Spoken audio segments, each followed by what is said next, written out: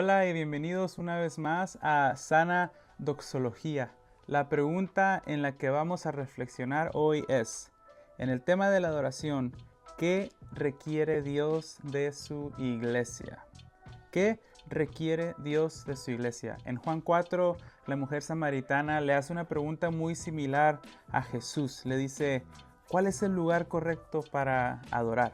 Y aquí Jesús respondió que lo importante no es el lugar, sino en cómo adoramos.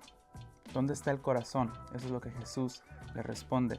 En Juan 4:23 le dice, pero la hora viene y ahora es cuando los verdaderos adoradores adorarán al Padre en espíritu y en verdad, porque ciertamente a los tales el Padre busca que le adoren.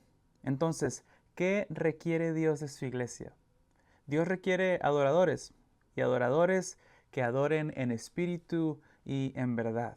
¿Qué significa adorar en espíritu? Aquí Jesús no se refiere al Espíritu Santo porque no usa un artículo definido. Jesús no dice adoren en el Espíritu Santo. En espíritu se refiere al espíritu del adorador. Habla de una adoración sincera que nace del corazón en lugar de una adoración superficial.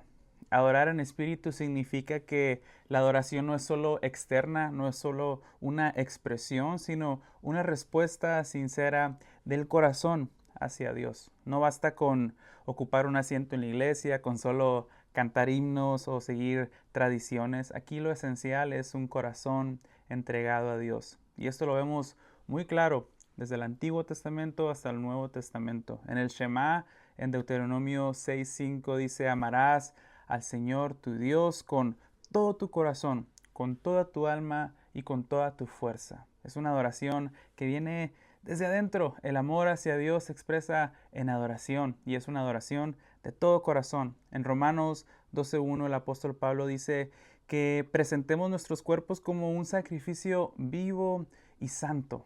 ¿Sabes lo que es un sacrificio? Es una entrega total hacia Dios, aceptable, que es vuestro culto racional. Aquí implica involucrar toda nuestra vida, todo lo que somos, no solo ritos o ceremonias externas. Adorar en espíritu no solo significa mostrar emoción o moverse mucho o cantar muy fuerte. Algunas personas piensan que ser muy entusiastas en la adoración es lo más espiritual. Es que en verdad se está sintiendo el poder de Dios.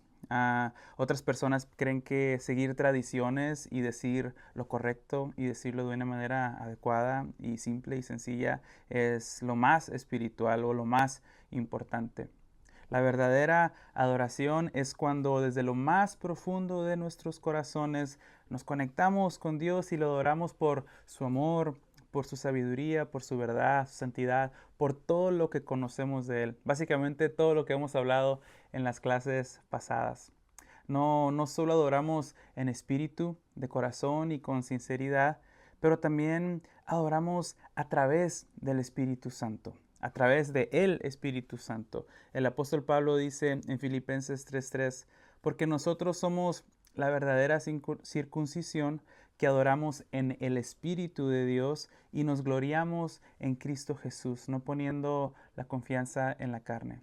Si recuerdas la clase pasada, hablamos de que sin el Espíritu Santo, sin su obra, sin su poder, no habría iglesia. No hay manera en la que nosotros podamos responder a Dios en adoración sin la obra del Espíritu Santo. El Espíritu Santo es quien despierta en nosotros la comprensión de la belleza y el esplendor y el poder de Dios. Él es el que nos impulsa a celebrar, a responder en adoración. El Espíritu Santo es el que abre nuestros ojos, el que ilumina nuestras mentes para entender la grandeza del mensaje del Evangelio. El Espíritu Santo es en el que nos preparamos y es el que nos prepara a nosotros para adorar a Dios. El Espíritu Santo es el que guía nuestra adoración hacia Dios. Hace unas 2 o 3 semanas me invitaron a una noche de adoración en un lugar y con un grupo con el que yo no conozco mucho. El tiempo de alabanza y adoración estuvo muy lindo, muy bonito. Y cuando subió el pastor a predicar, dijo algo muy peculiar, o peculiar para mí porque yo no soy parte de un grupo carismático en este momento, ¿no? Entonces el pastor se sube y dice, bueno, antes de predicar el Evangelio, quiero que oremos en el Espíritu. Un minuto vamos a orar en el Espíritu. Y toda la gente se pone de pie y empieza a hablar en lenguas y a orar en lenguas. Y yo volteo y digo, bueno, está bien. Después del minuto dice, ahora vamos a cantar en el Espíritu. Cantemos en el Espíritu. Y la gente empieza a cantar en lenguas y a adorar a Dios. Y yo me preguntaba, ¿no? A mí mismo y me decía, a mí mismo, pues yo ya tengo orando y adorando en el Espíritu desde que llegué, desde que empezaron las canciones. Yo ya estaba en el Espíritu porque el Espíritu es el que me trae. Y lo estoy haciendo con sinceridad, estoy adorando a Dios con sinceridad. Lo que quizás el pastor quería decir es, en este tiempo vamos a hablar en lenguas y a orar en lenguas y a adorar en lenguas. Y está bien, es su tradición y lo que hacen, yo respeto el lugar en donde estaba, pero usar la frase adorar y orar en el Espíritu no se me hizo lo más adecuado en el momento porque adorar en espíritu es adorar con sinceridad y adorar en el Espíritu es todo lo que hacemos. Dios a través del Espíritu Santo es el que nos atrae a Él mismo para glorificar a Cristo Jesús.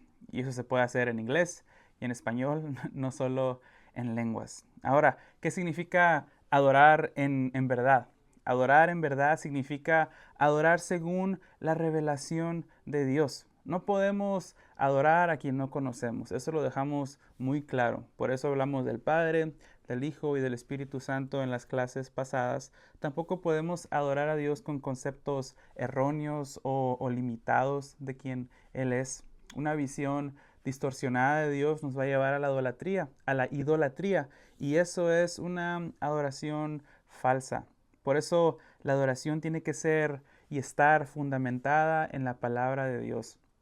En la teología reformada a esto se le llama el principio regulador de la adoración y esto lo vamos a ver muy a detalle en la próxima clase. Básicamente tenemos que tener una base bíblica en todo lo que hacemos, no solo en nuestras vidas, pero también y primordialmente en nuestra adoración hacia Dios. La Biblia nos da ejemplos de personas que intentaron adorar a Dios a su manera y esa adoración fue rechazada por Dios. Vemos a Caín que trajo una ofrenda incorrecta. Vemos el ejemplo quizás más fuerte de Nadab y Abiú que ofrecieron un fuego extraño a Dios en Levítico 10 y Dios no solo rechazó su ofrenda, sino que ellos cayeron muertos. Adoraron a Dios de una manera incorrecta o no adecuada y Dios dijo, ahí pongo la pausa, cayeron muertos. El segundo mandamiento prohíbe cualquier forma de adoración inventada por hombre, por eso el enfoque en la palabra de Dios. Además, adorar en verdad requiere tiempo y pensamiento. La adoración no es una actividad vacía, implica interactuar con la verdad de la palabra de Dios.